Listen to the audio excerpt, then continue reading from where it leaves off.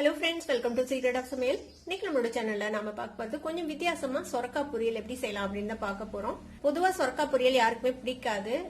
ஆனா இந்த மாதிரி ட்ரை பண்ணி பாருங்க, கண்டிப்பா எல்லாத்துக்குமே பிடிக்கும், நல்லா விரும்பி சாப்பிடுவாங்க. இது வந்துட்டு சாம்பார் சாதம், ரசம் சாதம், தயிர் சாதம் எது கூடவும் வச்சு சாப்பிடலாம், ரைஸ் கூட மிக்ஸ் பண்ணி சாப்பிட்டாலும் நல்லா இருக்கும். சரி வாங்க டிலே பண்ணாம வீடியோக்குள்ள போயிடலாம். ஒரு வடச்சட்டி அடுப்புல வச்சிருக்கேன். இதுல வந்துட்டு கொஞ்சமா எண்ணெய் விட்டுக்கலாம். எண்ணெய் சூடானதும் கொஞ்சமா கடுகு, கொஞ்சமா உளுத்தம் பருப்பு சேர்த்துக்கலாம். கடுகு உளுந்து பொரியட்டும். இதுக்கு இடையில நான் ஒரு 4 பல் பூண்டு இந்த மாதிரி பொடியா நறுக்கி வச்சிருக்கிறேன். ஒரு கால்வாசி பெரிய வெங்காயம் அதை இந்த மாதிரி சாப் பண்ணி வச்சிருக்கேன். ஒரு வரமிளகாய் கிள்ளி வச்சிருக்கேன். கொஞ்சமா கருவேப்பிலை இதை சேர்த்திடலாம். இந்த வெங்காயம் பூண்டெல்லாம் நல்லா வதங்கட்டும். இந்த வெங்காயம் பூண்டு ஓரளவுக்கு வதங்கிச்சு. இப்போ நம்ம ஒரு 200 கிராம் அளவுக்கு சொரக்காயை இந்த மாதிரி குட்டி குட்டி டைசஸா தோலை சீவிட்டு நறுக்கி வச்சிருக்கிறேன்.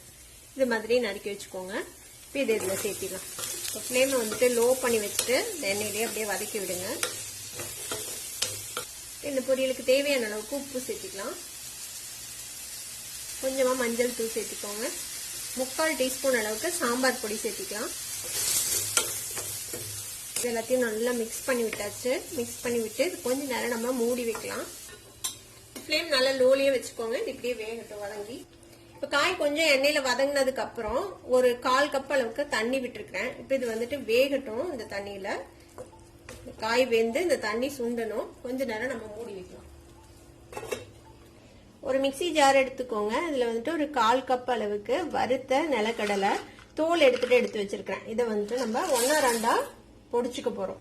ரொம்ப நைஸா பொடிக்க கூடாது. ஜஸ்ட் ஒரே ஒரு பல்ஸ் விட்டு இதை 1/2 பொடிச்சு எடுத்துட்டு வந்துடலாம். இது மாதிரி ஒன்னும் பாதியமா உடைச்சுக்கோங்க. இந்த மாதிரி உடைச்சு எடுத்துக்கோங்க. ஒரு 2-3 நிமிஷம் மீடியம் ஃபிளேம்ல வச்சு வெந்திருக்கு. நம்ம ஓபன் பண்ணி பார்க்கலாம். பாருங்க, நம்ம விட்ட தண்ணி எல்லாமே சுண்டிடுச்சு.